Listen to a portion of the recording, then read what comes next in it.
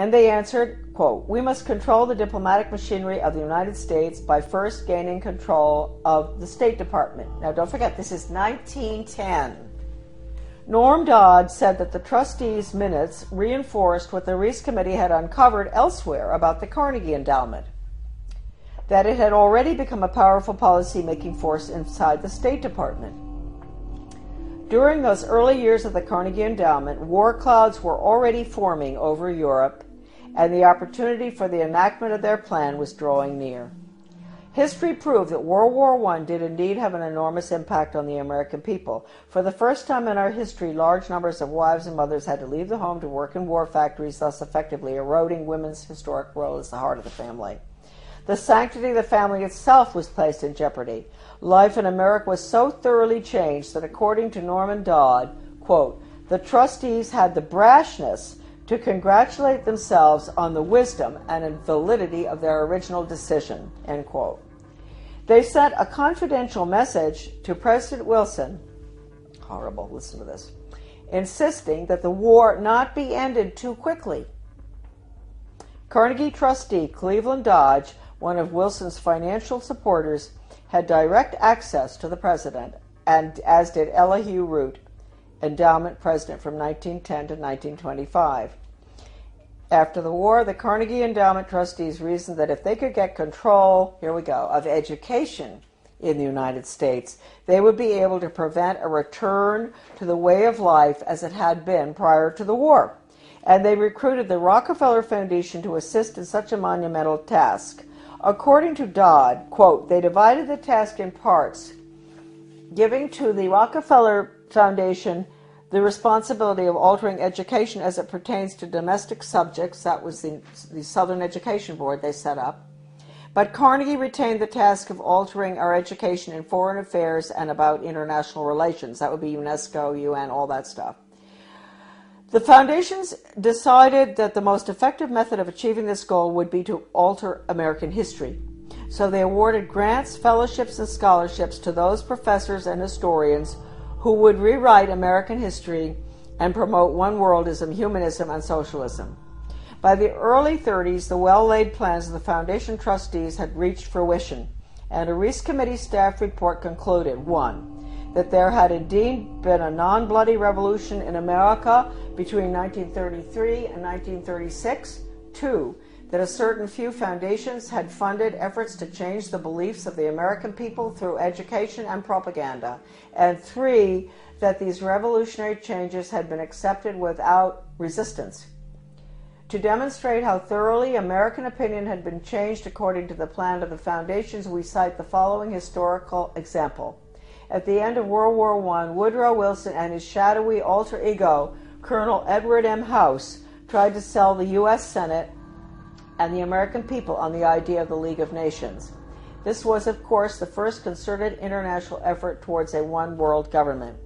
Wilson and House failed in their mission, but a generation later, after another great war and much re-education via college international relations clubs, international studies, educational grants, and the like, the Senate and the people readily accepted membership in the United Nations.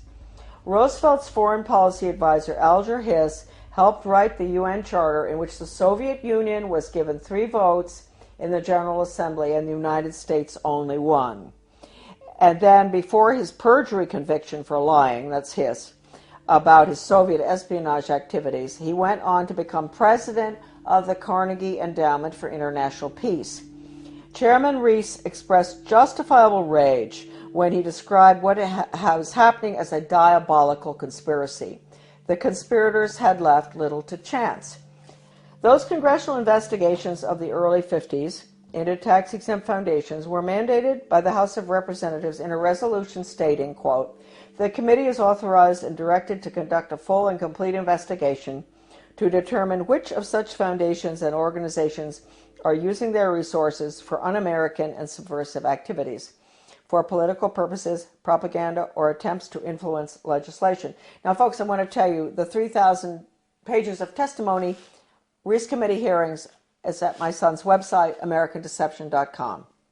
The person I bought the hearings from, the transcript, was offered 20 years ago any amount of money for that 3,000 pages.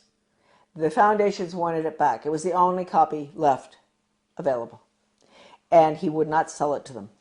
So my friend sold it to me. My friend knew Norman Dodd very well. He sold it to me for $3,000, which is really cheap. All right, a dollar a page. He'd been offered any amount. They said, we'll pay you anything. You name it, anything. We want that copy. So it's now on the web for everybody to read. All right, now we'll continue. The congressional investigations, right.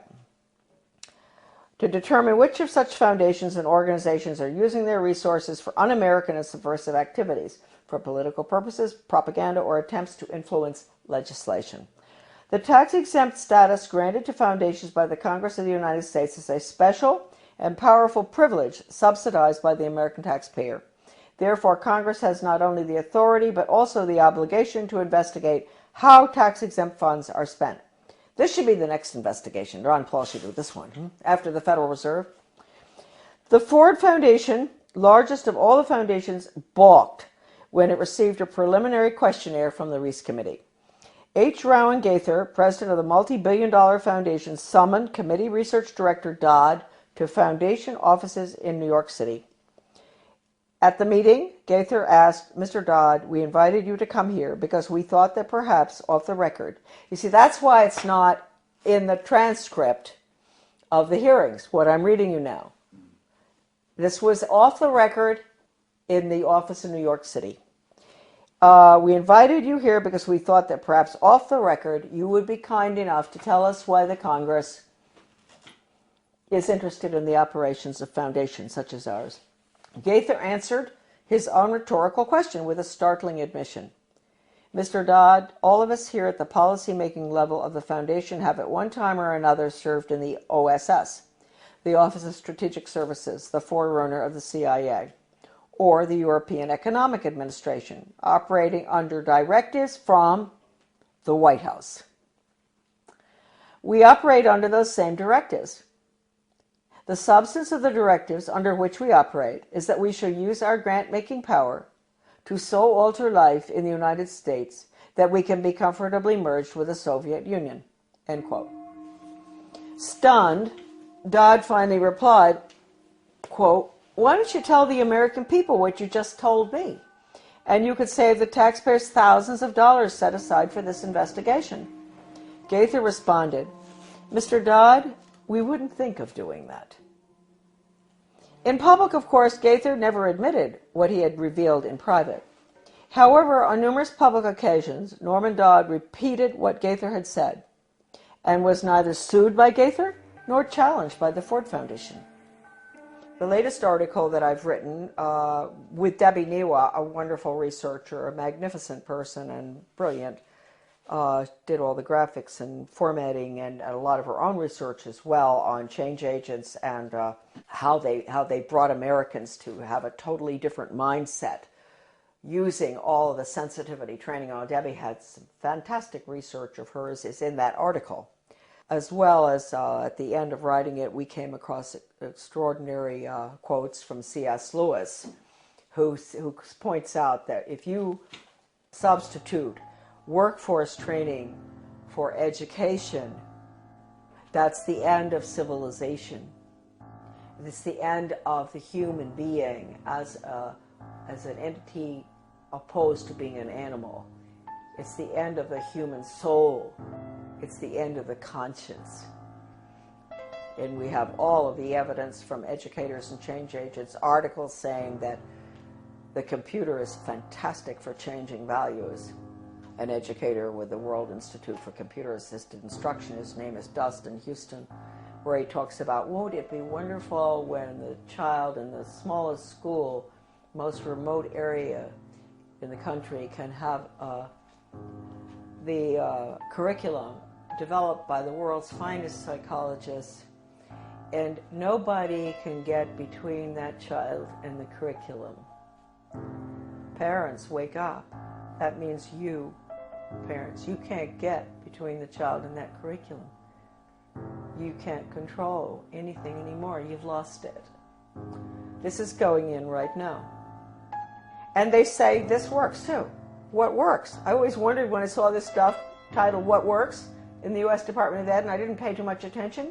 And one day I picked it up, something, and what works? Yeah, dog training works. If you reinforce, if you give rewards and all. And mind you, folks, the rewards are being passed out galore all over our country now, not just in education. In my former town of Bath, the police, the community-oriented policing system, the police are giving rewards to citizens who do good deeds. They give them a little medal. They see them to help an older lady across the street who has groceries. The police determine what the good deed is. She gets a medal. That's a reward. That's conditioning. That's operant conditioning. You're going to end up with a society that never does anything for the sake of it being right. And they're never going to take a stand against anything unless it's approved by the government. So that's going to be the result of operant conditioning. It's throughout our community right now. The Secretary of Education, Arne Duncan, when he was in Chicago, with the Chicago schools, he even recommended paying students for good grades. Now, that's why teachers are up in arms about merit pay, performance-based pay. That's the same thing. They're going to pay the teachers for students getting good test scores. Now, wait a minute. First of all, you might think that sounds good. No, you got to ask yourself, what's the test? It's hard to believe that anybody would deliberately do this to children, but they are. They're evil people, and their agenda has been evil ever since this book was written. This is it. Proofs of a Conspiracy by John Robison, great Scottish scholar. Back in 1798, he was a Scottish Freemason, and he went to France and studied, French Orient Masonry, and was so shocked by what he saw, it was so much worse than the Scottish Rite, that he went back and wrote that book, which he actually did give a copy to George Washington. That book is like a global education textbook being used in the American schools right now. It talks about 1798. This is after the French Revolution. Get rid of royalty, get rid of religion, get rid of the family. That's basically what's in the book. They talk about dropping borders. Sounds just like a global ed curriculum. Turning the children against their parents. It's pure communism. That's why I say that now, basically, the only thing that we can do, certainly with education, which is being turned into nothing but corporate school-to-work agenda, using the Soviet-Cuban Polytech system, where they pull the children out, send them over to the cigar factory, at noon to learn how to make cigars. The same thing here. That's being put in. It's been in the works for 30 years. The nail is going in the coffin right now. It's coming out of Europe. It's the program that's going through Maine right now. Is called Reinventing Education. Di Lorenzo. This is all in my article, The Death of Free Will. All of this documentation about the final nail in the coffin, which will be school to work across the board for global corporate profits. Our children are nothing but human resources and guinea pigs to be trained like animals. Animal training using Pavlov, Skinner, all of which was brought into the United States by, we'll get on to, the order at Skull and Bones.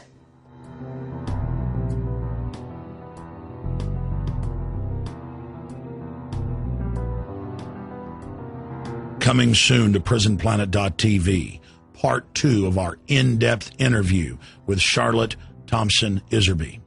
We will expose the secrets of the Order of Death, publicly known as Skull and Bones. Mrs. Iserbyt's information, obtained from her father and grandfather, who were members of Skull and Bones, was the key intel used in the seminal work by Anthony Sutton on Skull and Bones. In part 2 of this key interview, soon to be released at PrisonPlanet.tv, she will reveal even more information, some of it never before seen or released. Visit Infowars.com and PrisonPlanet.com. When you're on the sites, you can also tune in 24 hours a day to my daily radio broadcast. There's also a free iPhone app to listen to the syndicated radio show when and where you want.